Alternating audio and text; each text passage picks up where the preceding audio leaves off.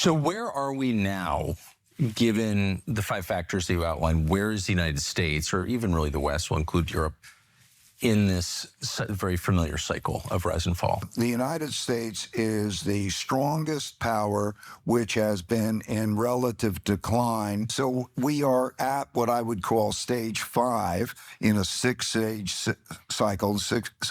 The 6th stage is when there's a breaking down of these orders. We're not there yet, but we are close to there and headed in that type of direction. Welcome back, folks, and buckle up. We're diving headfirst into the economic twilight zone today, where our so-called experts are playing Jenga with our national prosperity. You think the government has your best interests at heart? Think again. We're about to peel back the layers of financial wizardry and expose the shell game that is DC economics, especially when it comes to the Federal Reserve. These are the folks who control the very value of your hard-earned dollar. And let me tell you, their track record is less than maestro and more clown show. Get ready for some truth bombs, because what you're about to hear will make your blood boil. This isn't just about numbers on a screen. It's about your savings, your future, and the economic quicksand they're dragging us into. Let's listen to the tape and let's let it roll. Goody, really looking forward to that. Well, President Donald Trump has just nominated a new chair for the Federal Reserve. And in order to understand whether this individual would, foster an economy favorable to working class Americans, I really do think it is worth hearing from Ray Dalio's recent discussion on monetary policy, because that's what the Fed deals with, monetary policy. Now, Dalio, who's a billionaire hedge fund manager, explains that the United States is on the brink of a real crisis. Take a look. What does a breakdown look like? What does stage 6 look like? Well, from the monetary point of view, it is that the demand for the reserve currency is not sufficient to meet the supply. You are seeing a movement by central banks and countries to hold gold as an alternative reserve currency, partially because of that supply-demand situation, and partially because they worry that there may be a payments problem. So in other words, other countries perceive a risk in holding dollars because, well, for lots of reasons, but one of them is, like, if the United States government at the time doesn't like you, they can grab your dollars. And there it is, folks. The elephant in the room that no one in DC wants to talk about. The weaponization of the US dollar. For decades, the dollar was the undisputed king, the champ, the global reserve currency, untouchable. But when you start telling sovereign nations, oh, we don't like what you're doing, so poof, your dollars are gone. What do you expect? It's like a bank telling you, well, hold your money, but if we don't like your politics, we'll just take it. Who in their right mind would do that? I wouldn't trust that. This isn't some conspiracy theory. It's a direct consequence of our government's reckless foreign policy and domestic overspending. Other countries aren't stupid. They see the writing on the wall. They're devastating, dumping dollars and stocking up on hard assets like gold. It's a vote on no confidence in America's fiscal sanity, and it's a terrifying sign of our accelerating decline on the global stage. We are essentially shooting ourselves in the foot. And when wondering why everyone else is running away, the trust is eroded. And once that's gone, it's almost impossible to get it back. That's right. So not worth it. Right, and it's a risk that both the debtor and the creditor have to each other. So in this portion of the discussion, Tucker and Dalio are talking about two different things that are relevant, right? So on one hand, they, in the very end there, they were discussing the US sanctioning a country that holds US dollars, and when that happens, they lose access to those US dollars. And so other countries on the international stage might be wary of holding US dollars, knowing that the US at any moment can just decide to sanction you and deprive you of those resources. There's another thing happening though at the same time. Now, when we talk about the US being in debt, what does that mean? Well, you have other countries or investors, for instance, buying US debt through Treasury bonds. That's what Treasury bonds are. So when you're buying US bonds, you're providing liquidity to the federal government, which it could then use for whatever reason. But the US is supposed to pay you back with interest, okay? So if you guys have been paying attention to some of the credit rating related news when it comes to the US economy, you'll notice that, we've been dinged in the Moody's credit rating, for instance. And it's because of the volume of debt the United States has accumulated, over $38 trillion at this point. So that makes investors a little bit scared to buy US bonds because they're worried that maybe we're getting to a point where the US can't be trusted to pay back. Okay, so there's that fear as well. So you are seeing this trend now where various countries, various investors, instead of investing in the US dollar, they're investing in gold or silver. Okay, that's been a big story. So when we talk about the Federal Reserve printing money, Dalio is about to outline exactly what we mean by that. So take a look. The United States can feel vulnerable if they can't sell enough of those bonds to others, and if the demand isn't, because then interest rates would have to rise because the supply-demand, too much supply relative to demand. To make it more appealing to buyers. Yes, and also to cut the demand for credit. In other words, if the price rise, then people will borrow less and so on. And that then has the effect of mechanically slowing down the economy. That produces that result, then what happens is then the central bank comes in and it prints money and it buys the debt, which depreciates the currency. So if foreign countries don't want to buy your debt and your central bank decides we're going to print more money and buy our own debt with it, which is what we're doing, wouldn't the people doing that stop and say, wait a second, this sounds like an electric windmill. Like, what are we doing here? This sounds crazy. They're stuck. They're stuck. Stuck? Oh, they're not just stuck. They're trapped in a self-made monetary prison. And we, the taxpayers, are the ones paying their bail. This electric windmill analogy is spot on because it's an endless self-destructive loop. When foreign investors get smart and stop buying our ever-increasing mountain of debt, because let's be real, who wants to buy a ticking time bomb? What's the Fed's brilliant solution? They fire up the printing presses. They essentially print money out of thin air to buy their own debt. It's like maxing out your credit card, then using another credit card to pay off the first one, all while pretending you're financially responsible. It's a house of cards. Every dollar they print devalues your every single dollar in your wallet, in your savings, in your retirement fund. It's a hidden tax on every single American, making your grocery bills more expensive, your gas pricier, and your future less secure. They are not stuck. They're actively choosing to inflate away our prosperity, all to prop up a broken system. They're stuck. So the monetary policy that they're talking about is specifically referred to as quantitative easing. And quantitative easing is a Federal Reserve policy that was implemented on steroids following the 2008 economic crisis. So the balance sheet for the Federal Reserve really exploded during that time, and it distorted the market. So there are consequences when the Fed prints money, okay?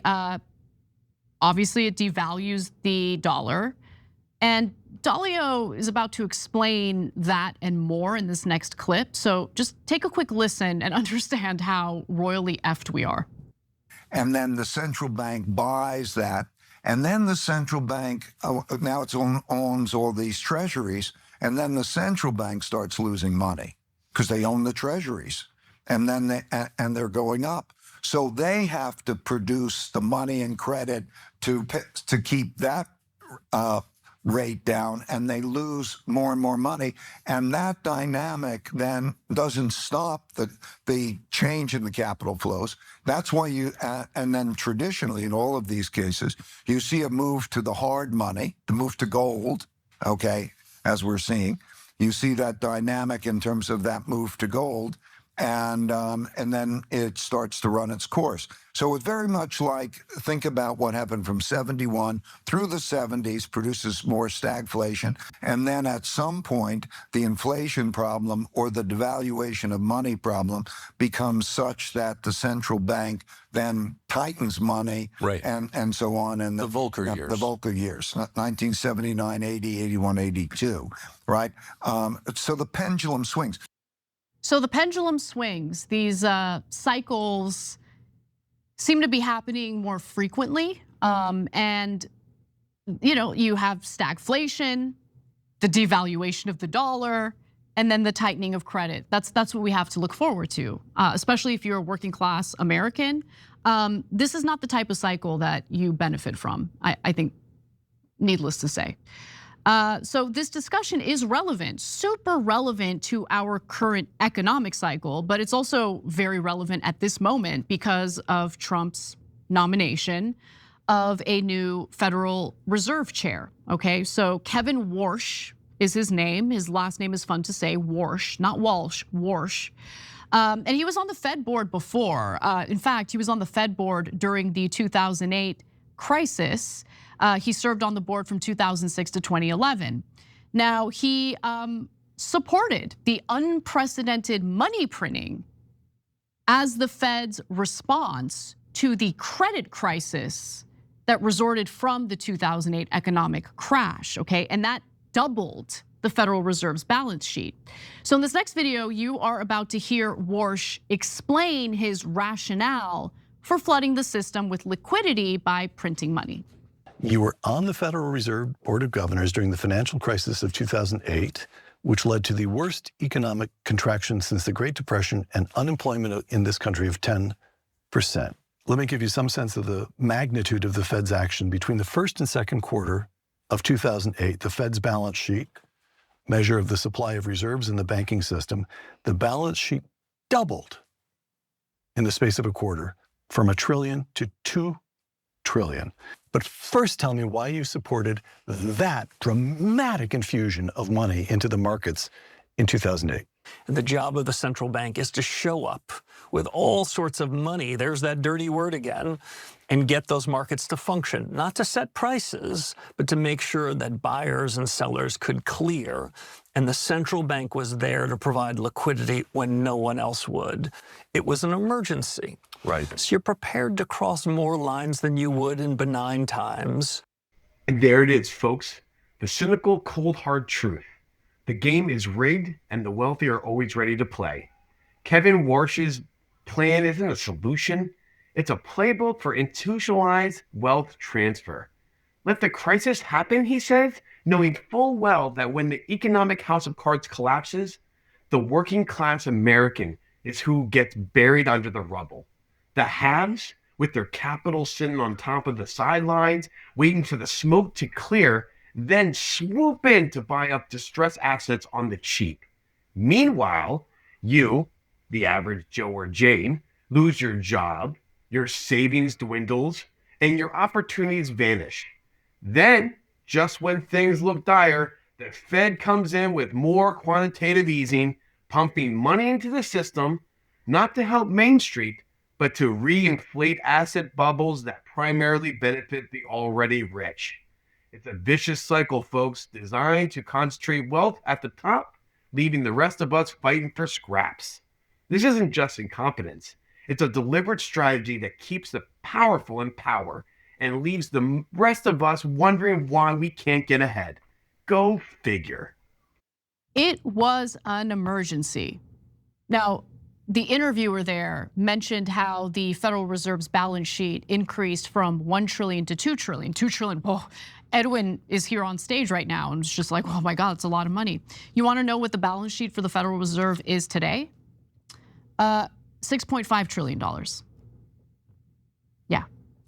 So what is Warsh planning to do should he be confirmed as the next chair of the Federal Reserve?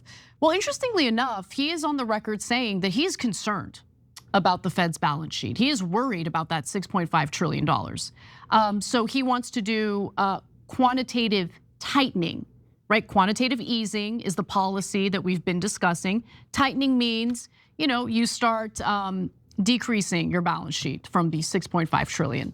Okay, but here's the thing that's really interesting about him. He knows that that is going to spark a crisis. And his whole reasoning here is let the crisis happen. And when the crisis happens, that's when we come back in and do massive quantitative easing. That's what happened after 2008. And that happened to the detriment of ordinary Americans. Now, if you look at charts, you'll see that wealth inequality, that gap, really widened thanks to that policy. Because the haves, they've got the money to buy up assets on the cheap during that crisis. The rest of the American people suffer. And the Federal Reserve printing more money only devalues the dollar further. So this is a disaster of epic proportions. I don't know how to fix it. This is definitely not my expertise and it's above my pay grade. But I'm smart enough to understand how disastrous this is and how Warsh, based on what he claims he would do should he be confirmed as Fed chair, is gonna make the situation worse because he's just gonna repeat exactly what the Fed did after 2008. So that's how the game is played here. And make no mistake about it, the wealthy never miss an opportunity to take advantage of a financial crisis. So there you have it, folks. The truth about our economic future, straight from the horse's mouth, or should I say the Fed's printing press. This isn't just about abstract numbers. It's about your life, your family, and the legacy we're leaving our children. So don't just sit there and let them pull the wool over your eyes. Get informed, get engaged, and demand accountability from these so-called experts who are gambling with our national wealth. Hit that like button, subscribe for more truth bombs, and share this video with everyone you know who needs to wake up to what's really happening. Your financial future depends on it. And as always, stay vigilant, Patriots, stay vigilant.